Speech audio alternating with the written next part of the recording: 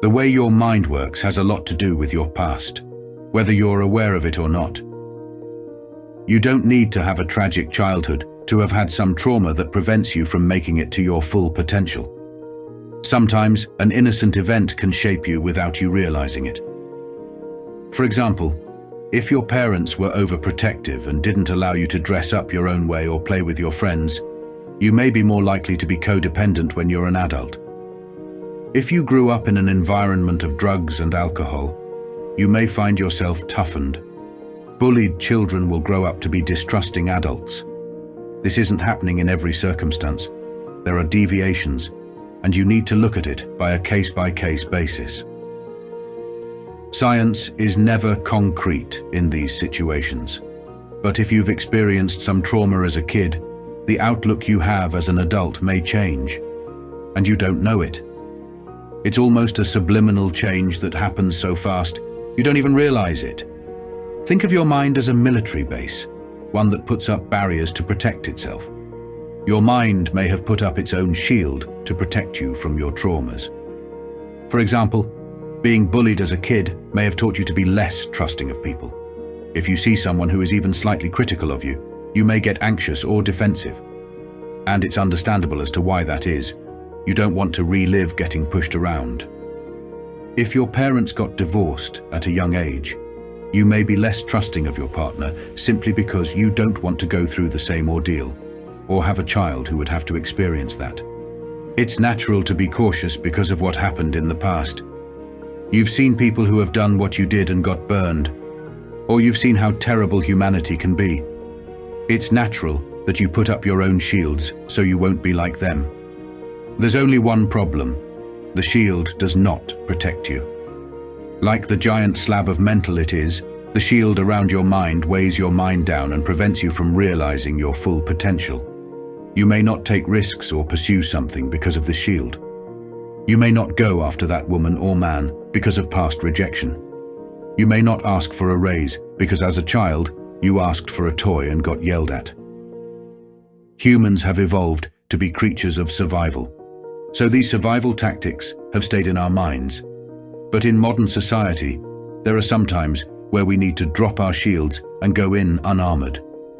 Think about your own shields. Have there ever been regrets you've had because you haven't taken the plunge? Why didn't you do it? What could you have done to do it?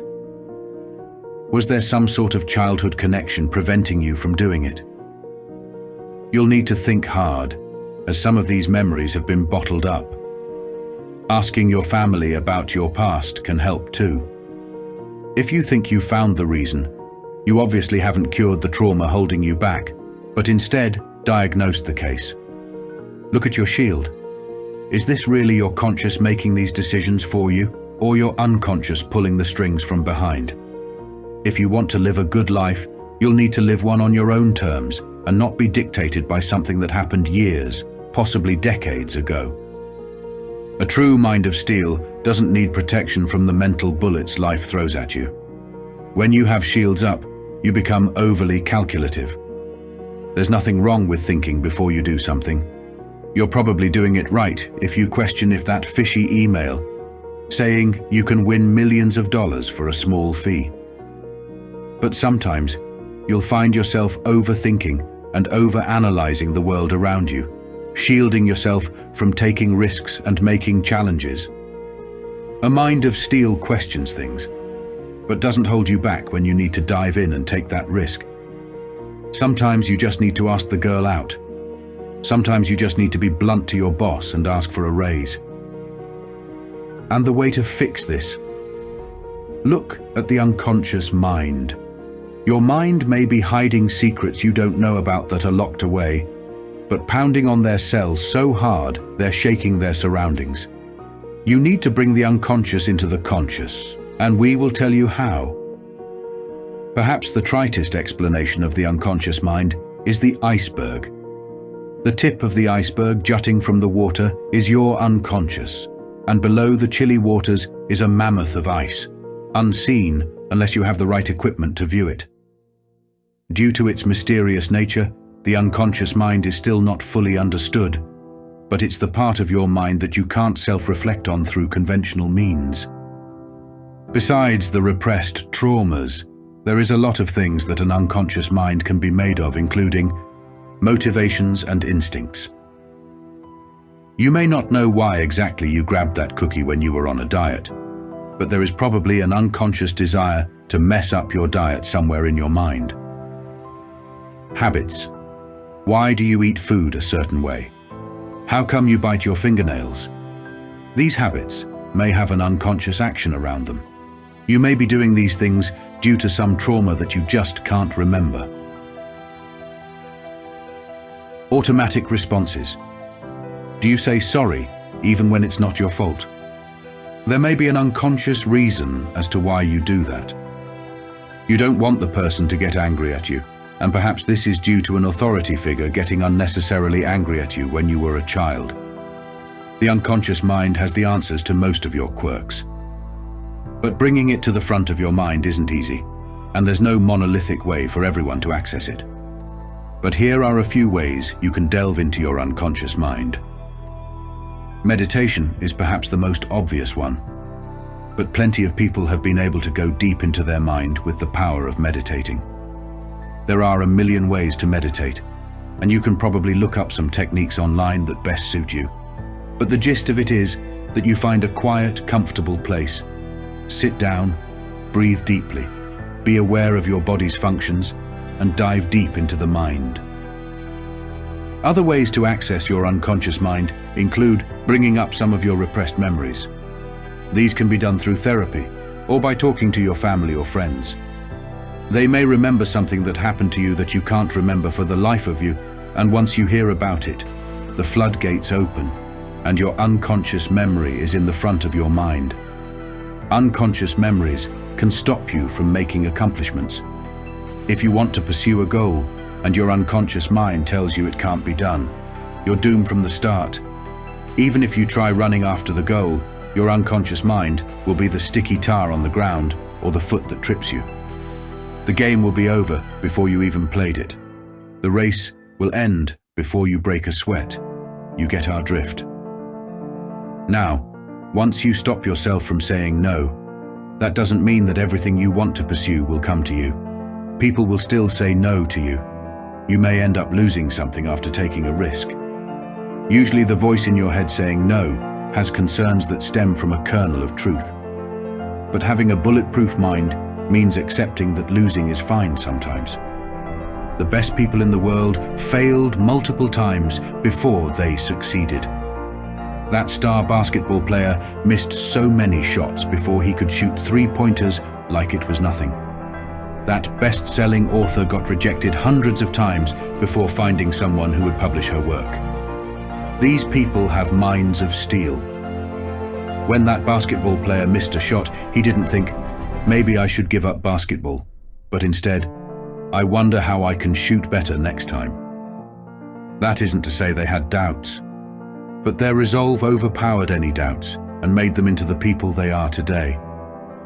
Every time you face an obstacle, you don't need to cry and think that it's over. Instead, you turn it into positivity. We all know the battle between optimists and pessimists, and realists too, where some say it's better to see the bright side of things, while others believe that you should look at the bad side. But positive people do end up having the push to go forward, which is what most pessimists lack. There is a bit of nuance to this, which we'll talk about later, but the general idea is that you'll benefit by thinking more positively. You turn on the news and see the latest political outrage. Everything is doom and gloom. Positivity seems delusional. That's what society wants you to think. However, all of mankind's accomplishments have been due to a positive desire to want something. The cavemen wanted a way to push things around, so they carved the wheel. The person who invented the automobile thought of a world where people could travel more freely and created a machine that could do that. By thinking about what holds you back, you'll be able to think about your decisions with a clearer lens and hopefully look at life from a different angle, regardless of whether you win or lose. We realize this video won't change your thinking overnight, and even if you become more positive, you'll still have your doubts, and maybe even end up succumbing to them. After all, a mind of steel doesn't mean completely impervious to bullets. You still get shot while wearing a bulletproof vest, and it hurts. But it doesn't kill. You want a mind that can still keep going regardless of your fear. How to awaken your unconsciousness. Begin by noticing all your quirks. If you can't figure out any, speak to your co-workers, friends, spouse, or family, as they can point out the little quirks you otherwise don't notice yourself. Write them all down and try to figure out why you do it. You may not solve the mystery of your unconscious instantly, but this can allow you to get some clues to get you started. Every time you perform a subconscious action, put it into a mental note. Do this for something that you want to fix, be it anger or frustration. Try to control that emotion from letting it all out. Take small risks to see small changes in life. By not taking chances is equivalent to no changes in your life and then moving on towards bigger risks to tackle. Reclaim the empathy and kindness that is lost within you. Empathy is the ability to see it through someone else's eyes.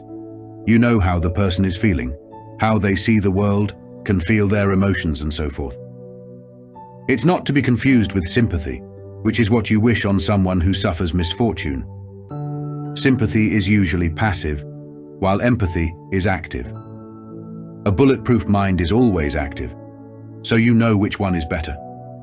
For example, if there is an earthquake that kills people, you may say you feel sympathetic.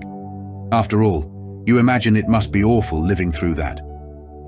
But an empathetic person goes beyond. They feel the people's emotions. They can see families suffering. They think about people wanting aid, and thus donated to help the cause. Empathy just feels good to have when you want a rich life. Not only does it feel nice to respect people, but you'll get experiences out of it that help you grow. But empathy is hard to come by in the modern world. But that doesn't mean that if you lack empathy, you're a bad person. Everyone is programmed differently when it comes to empathy in the world and in today's society. You can see why someone would look after themselves. You have bills to pay. You have careers to pursue. Life is stressful, and you can't think of every single homeless person who has it worse than you. You can't think about the people who may suffer if you get the promotion over them. Some people are naturally empathetic, while others have to learn it. Being more empathetic can also make you let go of your past. By seeing it through the other side, you may feel less hatred for who you think are your enemies, be it your ex, your boss, your parents, or so on. You can spend your time being positive instead of spending it hating others. If you're not a natural empathetic person, it may be a bit difficult to learn empathy, but not impossible. Think of someone who you haven't talked to. It can be a co-worker, someone who rides on the bus, or just your neighbor.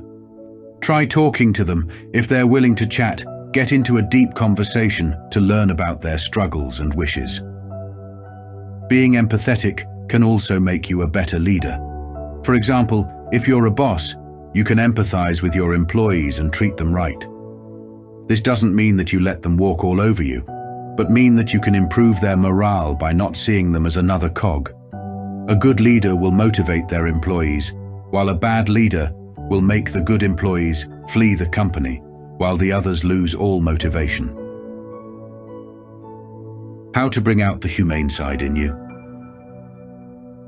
Schedule a get-together with someone whom you don't seem to get along well with, and don't jump the gun by making an assumption.